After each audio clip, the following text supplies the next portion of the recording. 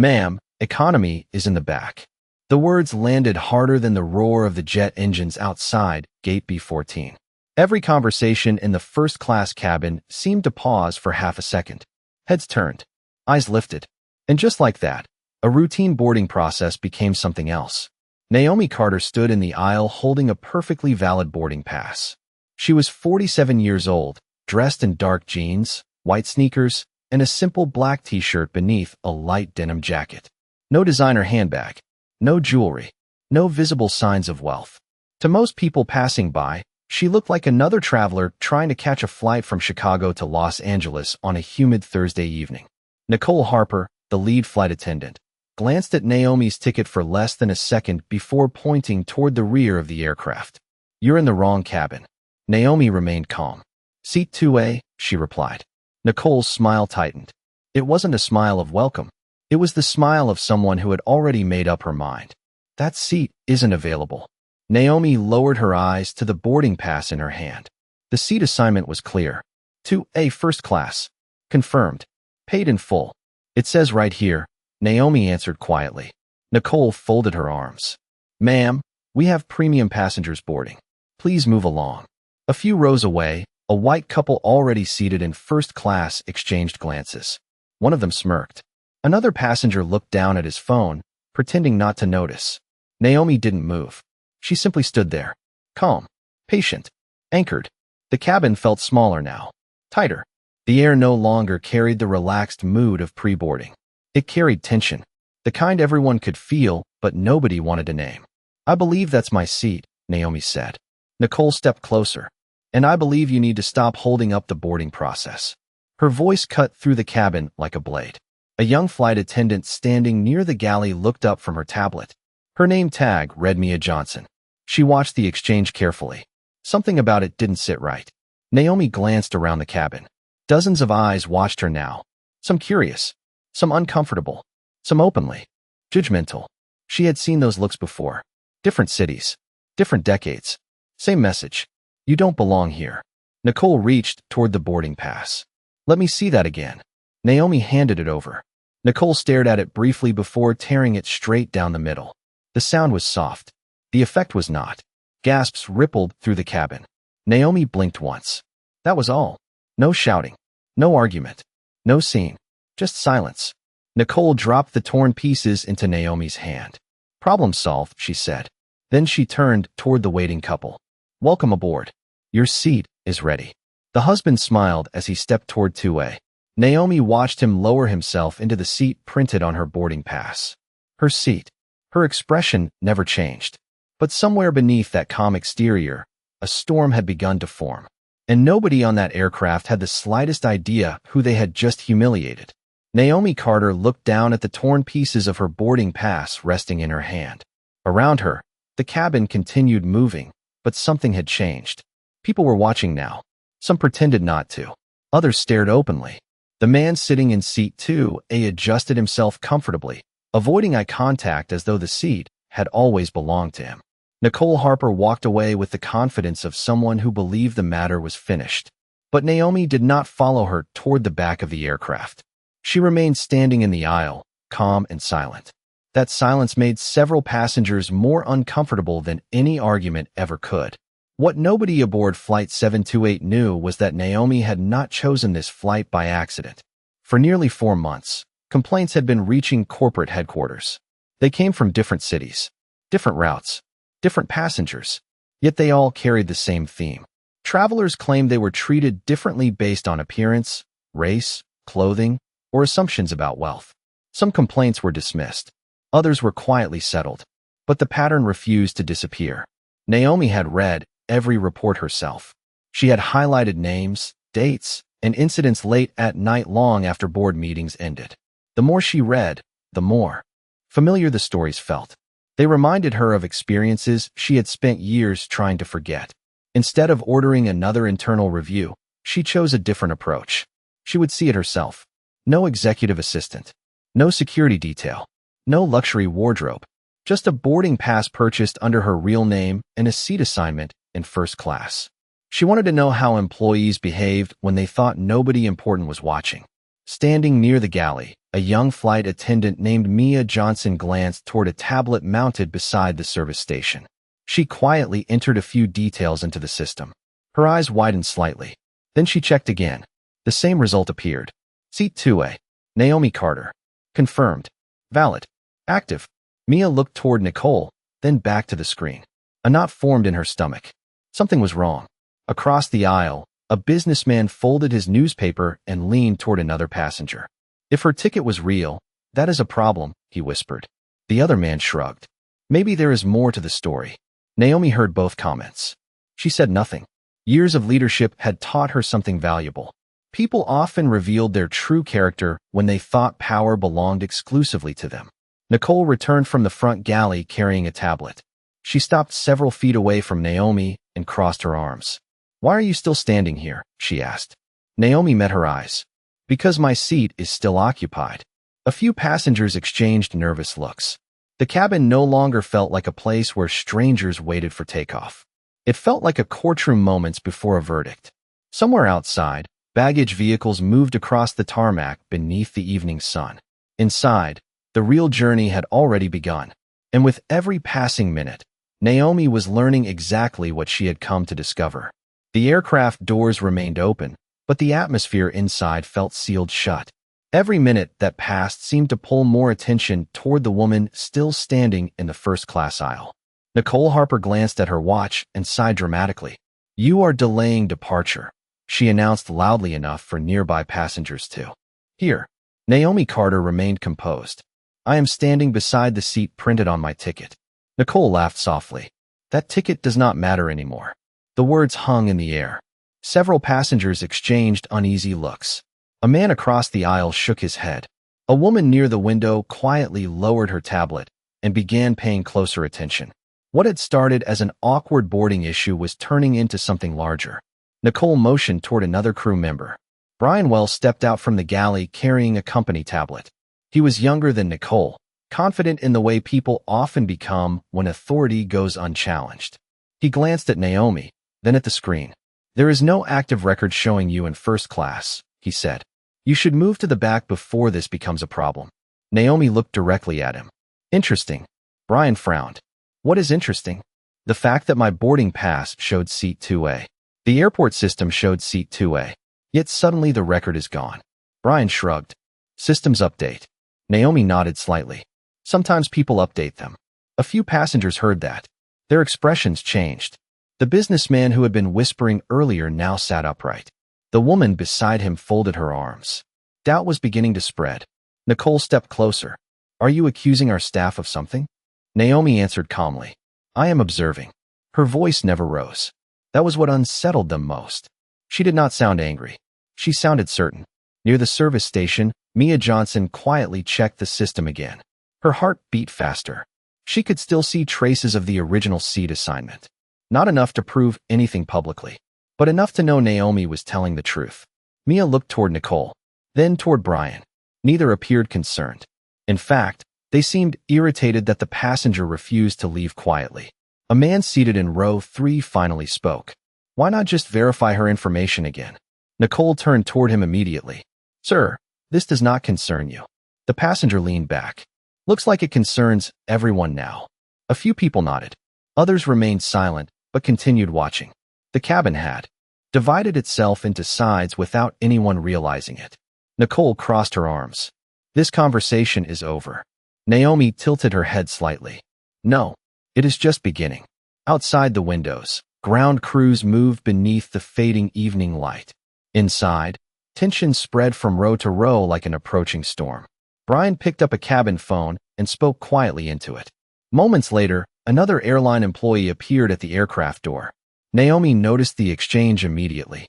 So did several passengers. Whatever happened next would not be a simple disagreement over a seat assignment. The crew had decided to escalate. And for the first time since boarding began, some of them were starting to wonder whether they had chosen the wrong person to challenge. The employee who appeared at the aircraft door wore an airport operations badge and carried the cautious expression of someone walking into a situation he did not fully understand. Nicole immediately stepped toward him. "We have a passenger refusing crew instructions," she said. The phrase traveled through the cabin and drew even more attention. Naomi Carter remained exactly where she was. Calm. Still. Watching. The operations employee looked at her, then at Nicole. What seems to be the issue? Before Nicole could answer, a voice came from the galley. The issue is that her seat assignment was valid. Every head turned. Mia Johnson had finally stepped forward. Her hands trembled slightly, but her voice did not. Nicole stared at her. Mia, stay out of this. Mia swallowed hard. I checked the system. Silence settled over the cabin. Twice. Brian Wells immediately stepped in. You are a trainee. You do not understand what you are looking at. Mia looked at him. I understand enough to know seat 2A belonged to Ms. Carter. A murmur spread through first class. Passengers exchanged glances. Some nodded. Others leaned forward. The businessman in row 3 folded his arms. That is what I thought. Nicole's expression tightened. The record changed. Mia answered before she could stop herself. The record was changed. The cabin seemed to freeze.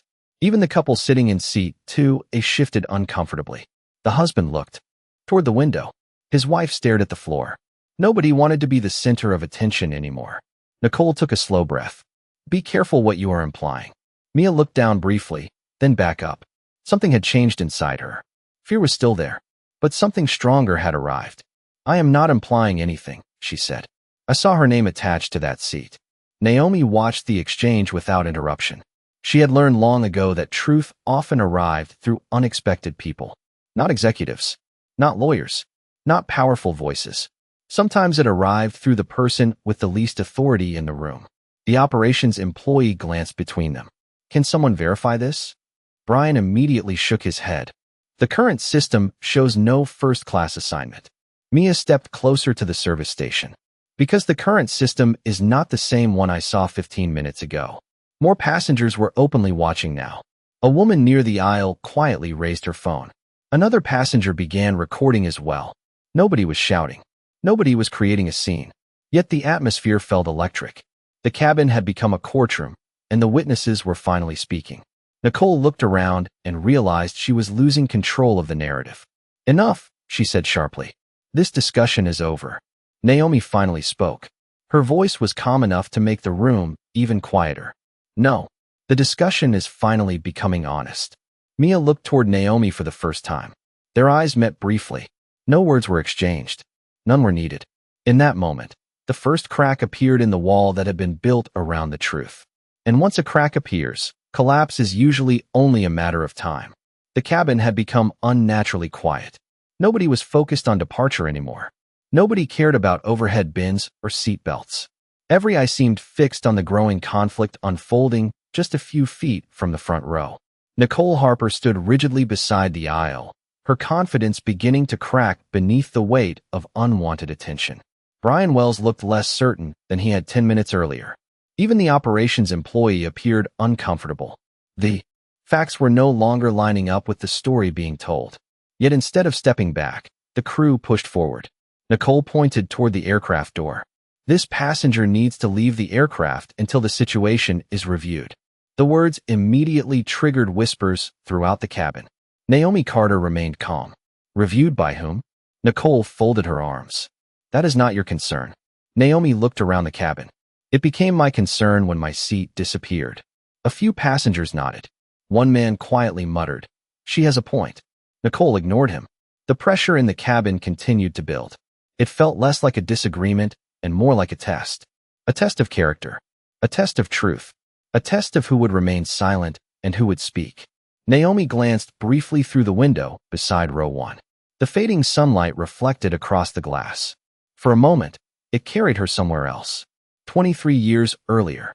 A regional airport in North Carolina. She had been 24 years old, wearing a Navy business suit she could barely afford after landing her first executive interview.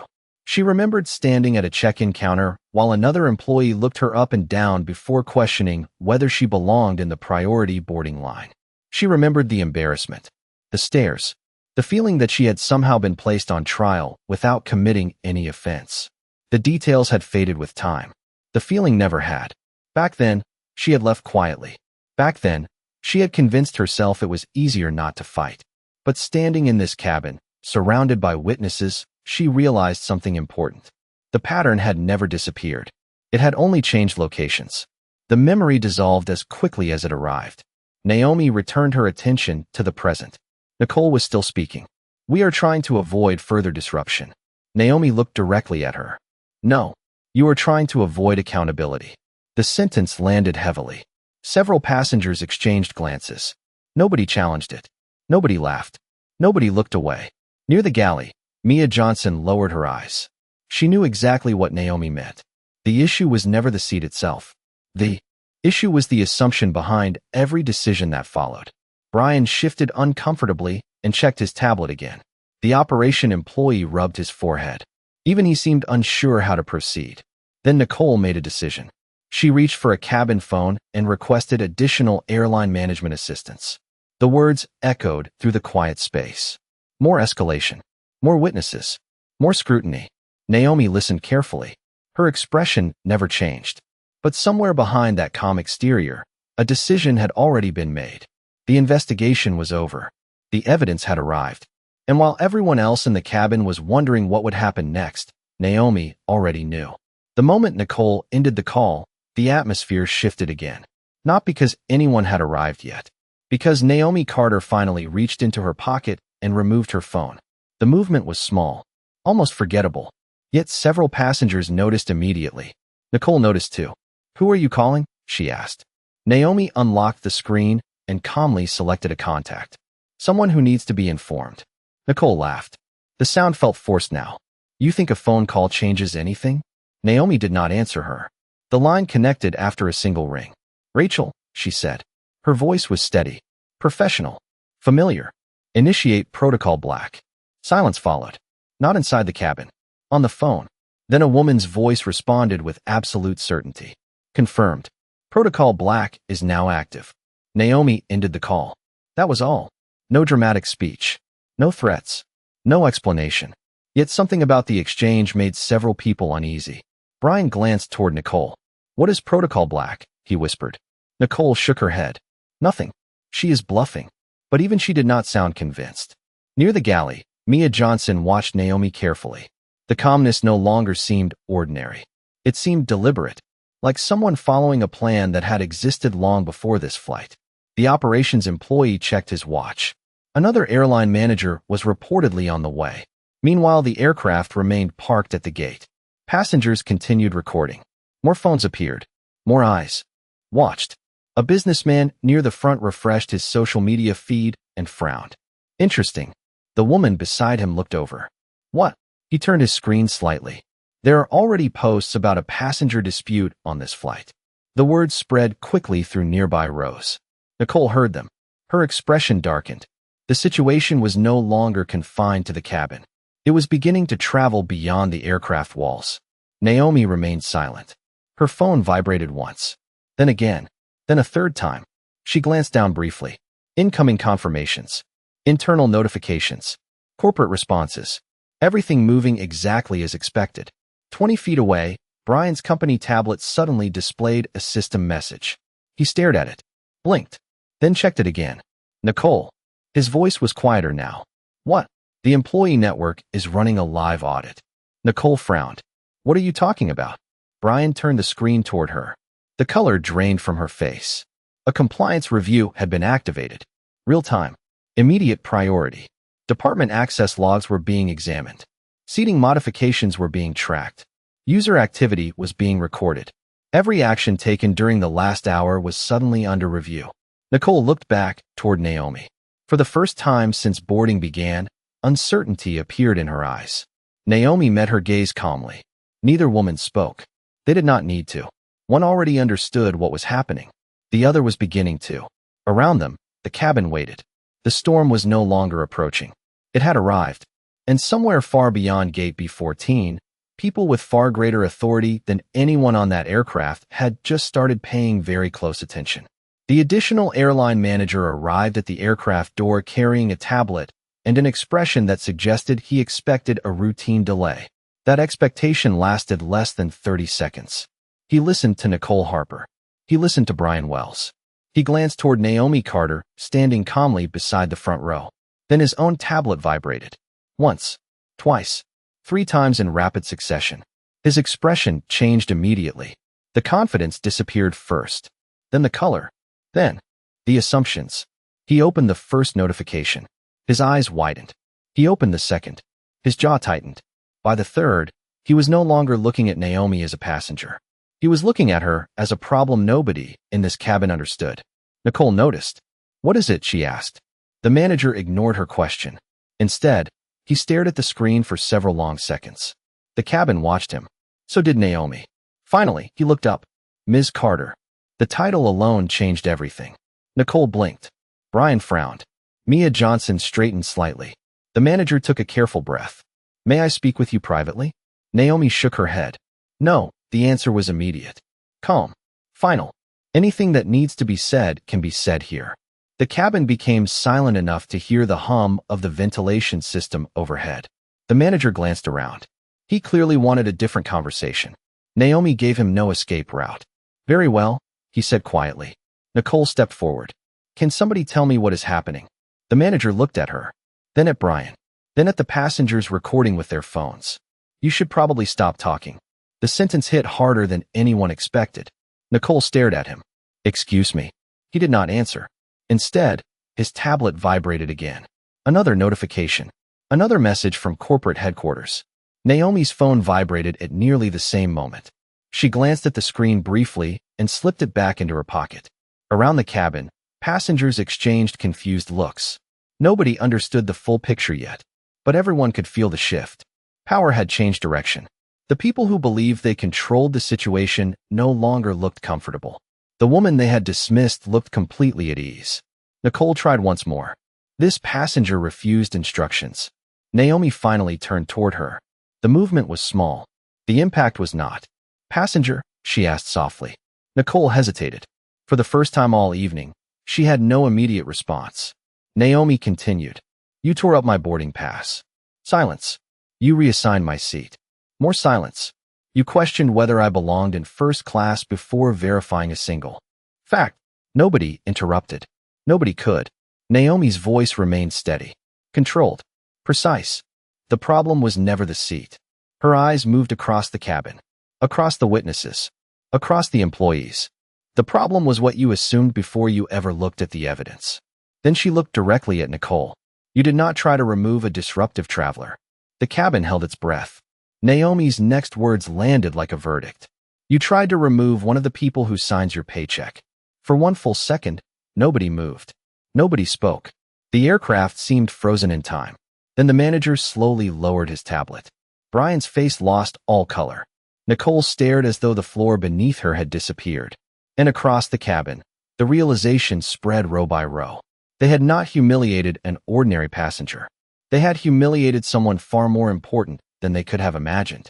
For several seconds after Naomi Carter spoke, nobody in the cabin seemed capable of processing what they had just heard. The silence was unlike anything that had come before it. Not tense, not uncertain, heavy, final. Nicole Harper stared at Naomi as though she were waiting for someone to laugh and reveal it was all a misunderstanding. Nobody did. The airline manager's tablet vibrated again. This time he did not hesitate. He opened the message and exhaled slowly. "Corporate headquarters has completed its preliminary review," he said. Every passenger listened. Every employee listened even harder. Brian Wells lowered his eyes. Mia Johnson remained near the galley, watching quietly. The manager continued. "Access records confirm that seating information associated with Ms. Carter's reservation was altered after boarding began." A wave of whispers rolled through the cabin. Nicole immediately shook her head. There has to be some mistake. The manager did not respond. Another notification appeared. Then another. He read each one carefully. The situation was moving faster than anyone expected. Naomi's phone vibrated once more. A message from Rachel. "Compliance review complete. Executive board notified. Recommended actions approved." Naomi slipped the phone back into her pocket. Her expression never changed. Across the aisle, several passengers exchanged stunned looks. The businessman who had defended her earlier leaned back and quietly smiled. The woman beside him shook her head in disbelief. "They really did not know who she was," she whispered. "That was never the problem," he replied. The manager looked toward Nicole and Brian. His voice became formal. "Effective immediately, Both of you are being removed from active duty pending a full investigation. Nicole blinked repeatedly. You cannot do that here. Actually, the manager replied carefully. It has already been done. Almost on cue, both crew tablets displayed access restriction notices. Brian stared at his screen. Nicole checked hers. The result was the same. Operational access suspended. The color drained from their faces. More notifications followed. Additional reviews. Additional findings. Every action taken during the boarding process had been preserved. Every system change. Every communication. Every timestamp. There was nowhere for the facts to hide. The husband sitting in seat 2A slowly stood. I think this belongs to you, he said quietly. Without waiting for instructions, he stepped aside. The seat was vacant once again. Naomi looked at it briefly, but did not sit down. Not yet. This moment was no longer about a chair. It was about something much larger. The manager turned toward Mia Johnson. Thank you for speaking up. Mia looked surprised, then relieved. For the first time all evening, she smiled. Around the cabin, passengers began nodding to one another. Some lowered their phones. Others continued recording. Not because they expected more drama, because they wanted to remember what accountability looked like when it finally arrived. Nicole stood motionless. Brian looked toward the floor. The certainty they carried at the beginning of the flight was gone. In its place remained a simple reality. The assumptions that gave them confidence had become the very thing that brought them down. And standing at the center of it all was Naomi Carter, calm as ever, watching the system correct itself one decision at a time. For a long moment, nobody spoke. The aircraft that had felt divided only minutes earlier now shared the same silence. Not the silence of confusion, the silence of understanding. The tension that had dominated the cabin for nearly an hour was gone, replaced by something far more difficult to ignore. Reflection. Every passenger had witnessed the same events, yet many were now reconsidering them from an entirely different perspective. Naomi Carter finally stepped toward seat 2A, the seat that had started everything, the seat that had never really been the issue. She placed the torn pieces of her boarding pass on the armrest and looked around the cabin. Dozens of faces looked back at her, some embarrassed, some thoughtful, some inspired. A few passengers seemed unable to meet her eyes at all. The airline manager stood quietly near the front of the aircraft, waiting. Even he seemed to understand that this moment belonged to someone else. Naomi took a slow breath. I appreciate everyone who chose facts over assumptions today. Her voice was calm enough that every word carried clearly through the cabin. Nobody interrupted. Nobody even shifted in their seats. I also appreciate the people who spoke up when it would have been easier to stay silent. Her eyes briefly found Mia Johnson. The young trainee immediately looked down, overwhelmed by the attention. She had never expected to become part of the story. She had simply followed her conscience when remaining quiet would have been safer. Naomi smiled softly. Courage rarely comes from the loudest person in the room. Several passengers nodded. Mia's eyes began to water, but she quickly composed herself. The words seemed to reach deeper than praise. They felt like recognition. The manager cleared his throat. Corporate headquarters has requested that we offer our sincerest apologies. Naomi acknowledged him with a small nod. Thank you. Then she looked around the cabin again. But this was never about an apology. The room became still once more. The statement carried a different weight than the others.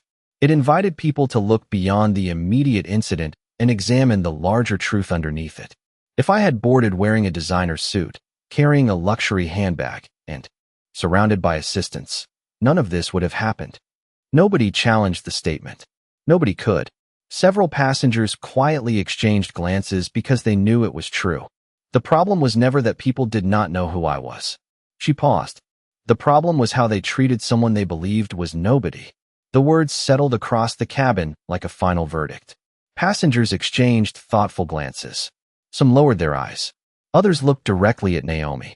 A few seemed visibly uncomfortable as they replayed the beginning of the confrontation in their minds. Outside the aircraft windows, the evening sky had turned deep blue.